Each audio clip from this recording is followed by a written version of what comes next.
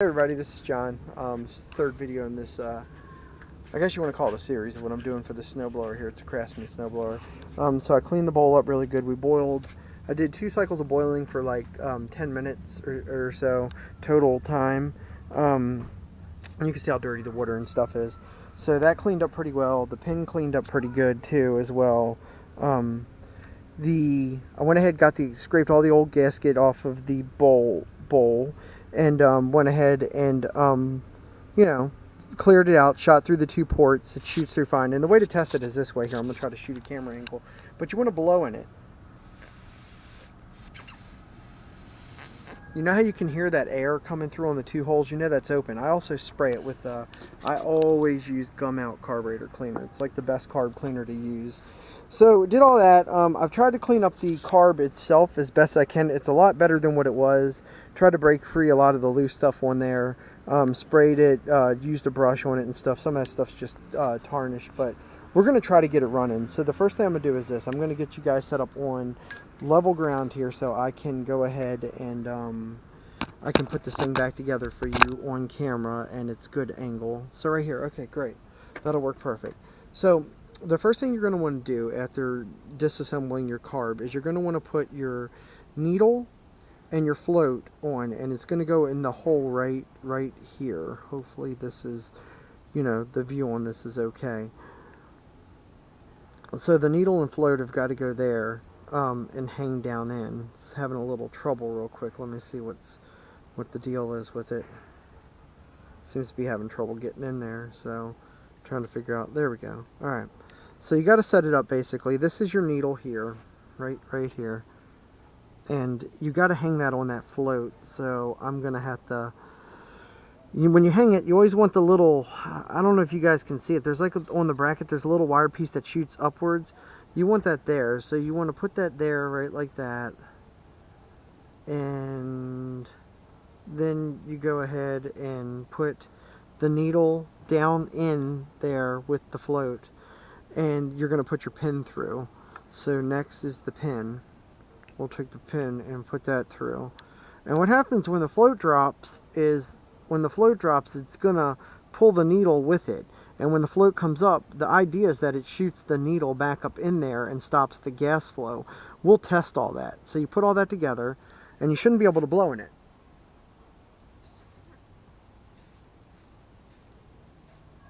Another thing I tell my customers, you want the float almost level when you're holding it upside down.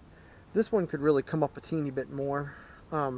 It's not bad, but looking at it right here, you kind of want it, you want the float, the top of the float dead level with the, with it. And it's pretty close. I mean, it could be a tad higher, but I'm not going to complain if it works. So the next thing we're going to do is I'm replacing also the bowl gasket. The first one was crudded out pretty bad.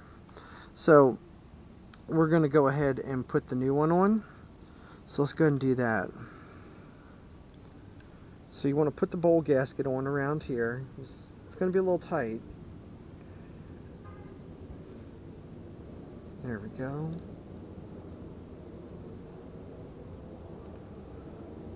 There we are. And then next you're going to put, after that's on, the new gasket and everything, you're going to want to put on the bowl itself. I always turn that part of the bowl the opposite of where the indents are. I turn that facing opposite of where the fuel line runs. Well, especially on like the push mowers. On this it really doesn't matter as much. But so you're going to take this and you're going to put the bowl on. It should kind of depress down a little bit on that gasket, and then when you tighten it, it'll really close up around it and make the seal.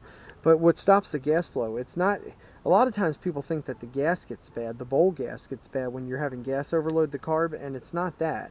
It's really what it is that it's you're having, the problem is that you're actually having is the needle and the seat are not sealing, so therefore the gas is now overfilling. So then it starts running out of the carb and everything, and that's when the issues start. So let's see here. So you want to put that on like this. And once you get it on, you'll be able to tell. It'll kind of snug up some. Okay, so here we go. Turn it like that.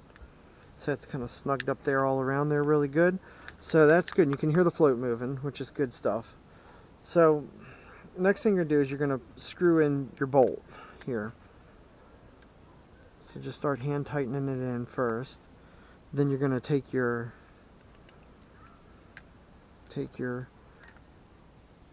socket, put your socket on 1/2 inch.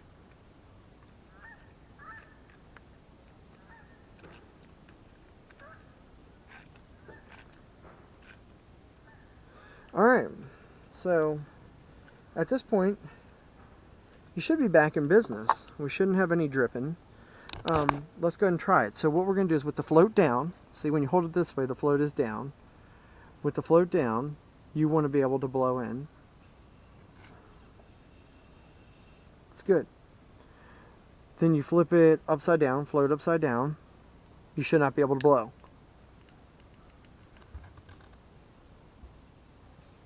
Can't blow at all.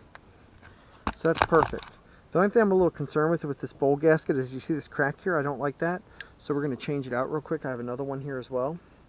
I don't like how that crevice is around there. I like them snugged and tight because this is a snowblower, and if you're on a hill or something, it will let gas fall over, and with it, you know, I want to make sure that that's sealed up pretty good. So hold on one second. We're going to swap out real quick, and then we'll go ahead and get ready to mount it. And like I said, it took two episodes of boiling it for the most part. It was 2 episodes of boiling it, and let's try this one out here. It was 2 tons of boiling it at 4 minutes and 50 something seconds each time, and it seemed to work really well. So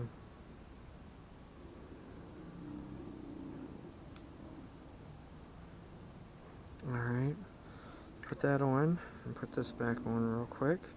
See where we're at. Okay, it's a lot better already. I can feel how snugged it is versus the other one, just it wasn't really that snug. Okay, so there we go. Start hand tightening. Once we hand tighten, flip it over.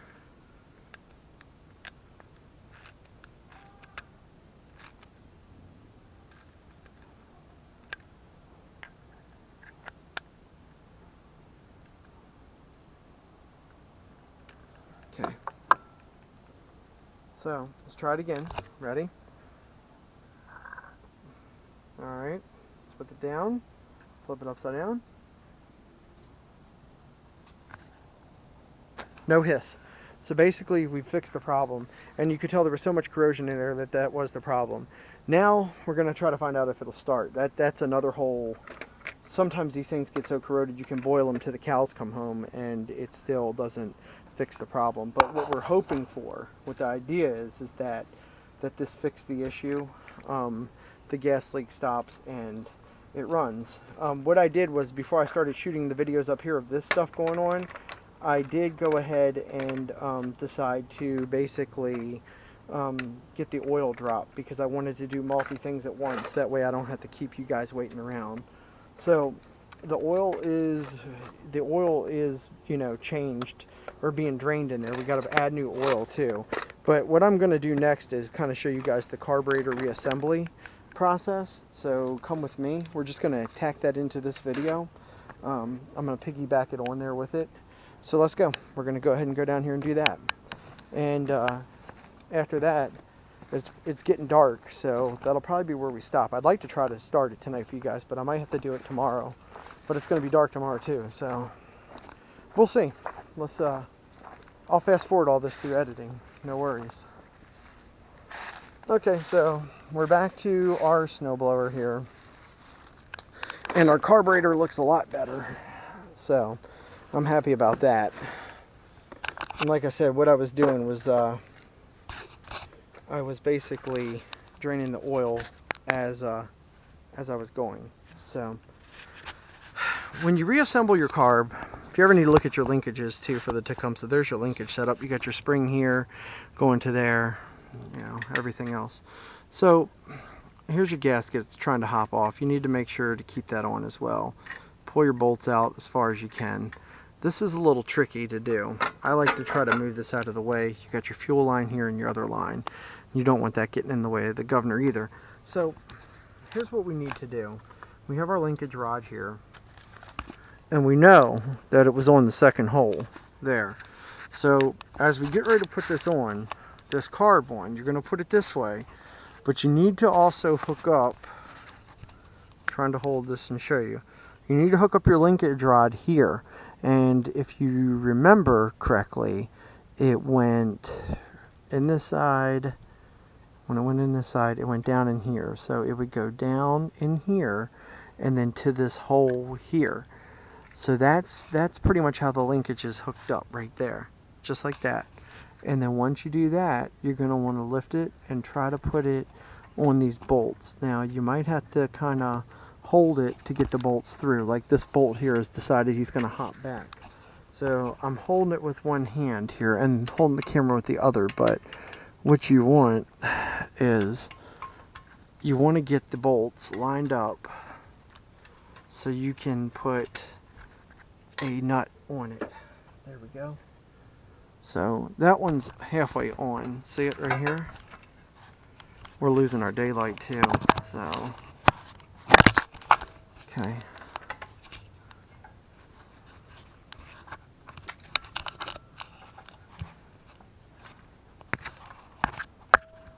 Let's go ahead and try to put this here. Okay. So it's getting dark. I'm a little worried about how the resolution on this is going to come out, but we're going to try. So I'm holding the volt with my finger. It's basically a reverse process. But you got to hold the volt with your finger and hold the carve up, and then slide that nut on and start spinning it. It's not as easy as it sounds.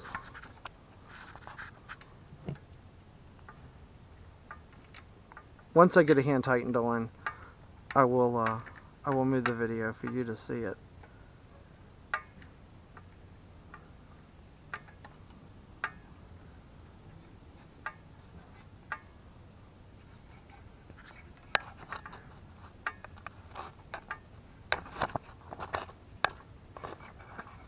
Yeah, I'm thinking it's going to be, what I'm going to do is, I don't think we're going to have enough light. That's my worry. I'm trying to hurry up and get these put on, so.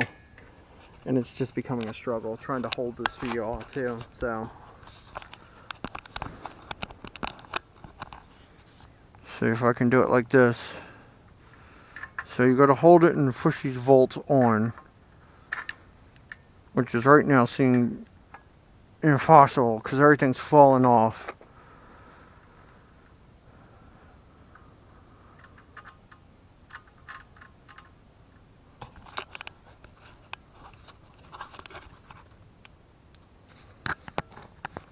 Alright, there we go. Hopefully y'all can see this. Alright, so I gotta grab the carve again and re-put this back on.